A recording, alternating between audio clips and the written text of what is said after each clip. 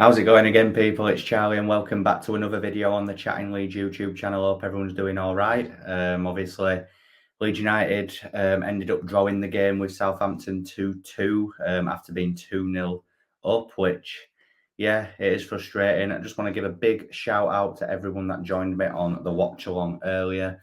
All of your support is really much appreciated. There was some good interaction, so a big thank you to anybody that dipped in and had a watch. Just before I get into the match review of this game, please smash a like on it. Please subscribe if you're brand new. Share all of your thoughts and opinions on today's game in the comment section down below. And yeah, we'll get into it then. So 2-2. Now, if you're isolating it as a one-off result away at Southampton, I think a lot of fans would have took a point this morning. I was not on that wavelength. I expected us to win this game and win it well, and it did look like that was going to be the case with 15-20 minutes to go. I thought first half, I thought we started off the much better side. I thought we kept the ball better than Southampton. We limited them to possession and actual letting them attack us. I don't think we actually did. I thought Mark Rocker and Tyler Adams were really good in that midfield area once again. Rasmus Christensen is a player who I think is only going to get better game by game. Few silly challenges where he's diving in again. I would have hoped that he would have learned after what happened against Wolves about that. But again, he's a new player in the new league. Maybe he is just one that's going to take a little bit longer to adapt. As I said, Matt Rocker and Tyler Adams really good. I thought Brendan Aronson was good again today. Maybe not as effective as what I would have hoped from him, but I did feel that it was still a good, positive performance all in all. The defence, first half I thought was fairly solid. Obviously, the second half, I think we just got a bit too complacent, but we will come to that in a little bit. Overall, in the first half, as I said, I don't think Southampton threatened us much, really. We kept them quiet in the midfield area and we limited them to the amount of chances that they had. They did start the game with Che Adams, who's been linked with Leeds United. He didn't really do much, if I'm being totally honest with you. I don't know if that was him just having a bad game or if it was the fact that we managed to defend him out the game. James Ward-Prowse, we managed to keep him quiet as well, which was a huge positive for me because aside from his set pieces, I do feel like he's probably their best player and their most influential player. So I'm really happy that we managed to keep him at bay. Kyle Walker-Peters, obviously, we know that he scores their second goal to equalise, but other than that, he was probably their best player overall. I think Kyle Walker-Peters, he did look quite threatening on that right-hand side when we allowed him space, but again, I didn't feel like, and this might sound like I'm just being a bitter because we didn't win the game, but I don't think Southampton were that great today, really. I just think it was a bit of momentum that obviously got them over the line with this one. Up until them scoring their first goal, I thought Leeds United were just the better side. And I mean, just it wasn't really a great spectacle first half, if I'm being totally honest with you. Moving on to the second half then. I obviously on the watch along, I kind of had to look twice when Rodrigo opened the scoring for Leeds. I think we scored within about a minute and a half of the of the second half starting, which is just, we don't usually get off to quick starts like that in a second half. So yeah, it was amazing. Rodrigo obviously ended up scoring our second goal as well. So that's 3 goals in 2 games, and he's now actually the Premier League's top scorer. Who would have thought that after 2 games that Rodrigo would be the top scorer in the Premier League? It's absolutely mind-boggling, but he's proving a lot of people wrong. I did feel like first half he wasn't great. I think his first touch let him down loads of times, and his passing he either passes it too hard or it's too soft. There's just no medium with him. Can't really seem to get that final ball right. But I thought the second half, he scores 2 goals. I think the first goal was a really good assist from Jack Harrison. It just showed that obviously with Bamford out of the picture, which I will be able to get onto shortly as well. Without Bamford on the pitch, Leeds can still be effective in that wide area and getting balls into the box.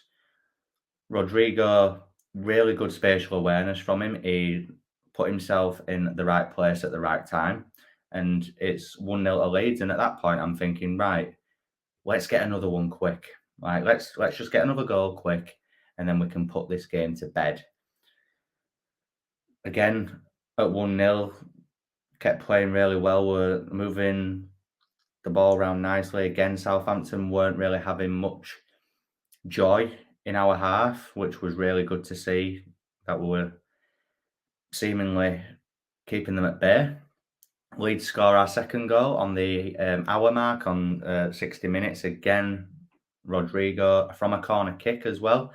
Flicked on by Pascal Struijk. I think it takes a little nick off a Southampton defender, and then Rodrigo nods it in to make it 2-0 at the back post. And at that point, maybe I was a bit naive, but on the watch along, I was like, right, we're comfortable now. Like, let's just.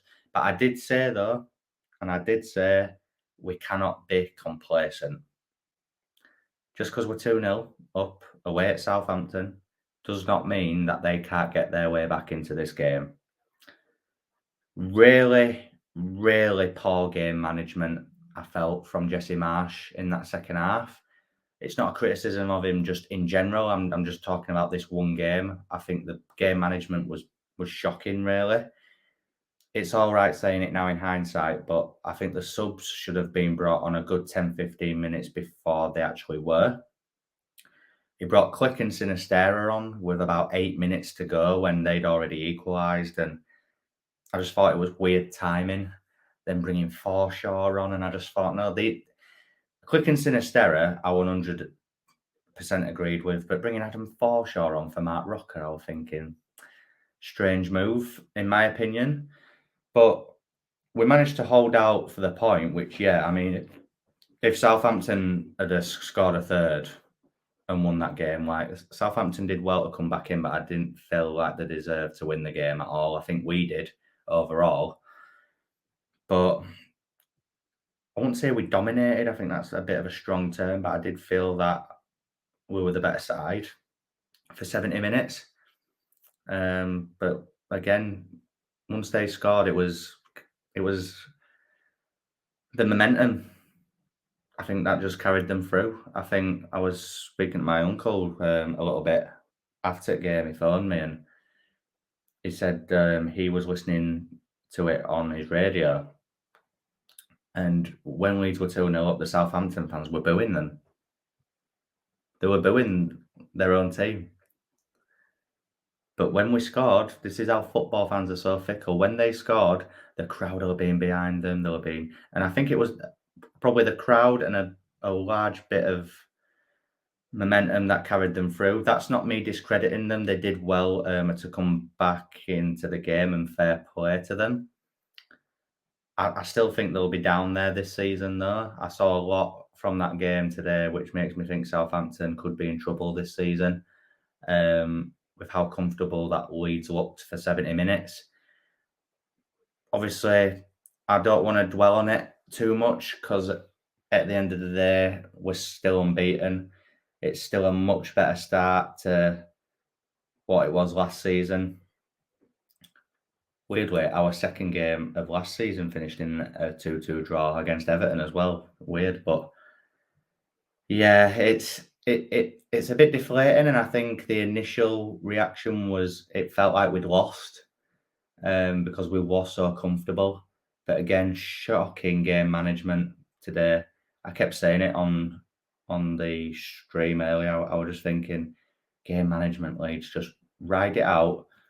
I feel like there was always going to be a point where Southampton got the tails up and kind of got themselves back into it, or were I knew that they would start to pressure us and we'd have to soak a bit of pressure up, kind of like Wolves last week.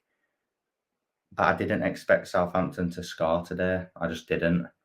The first goal, can't really do anything about it, really. As it comes across to Aribo in the box, he actually skips past Melier. And at that point, I thought, he's took it a bit too far. I thought he's messed this up.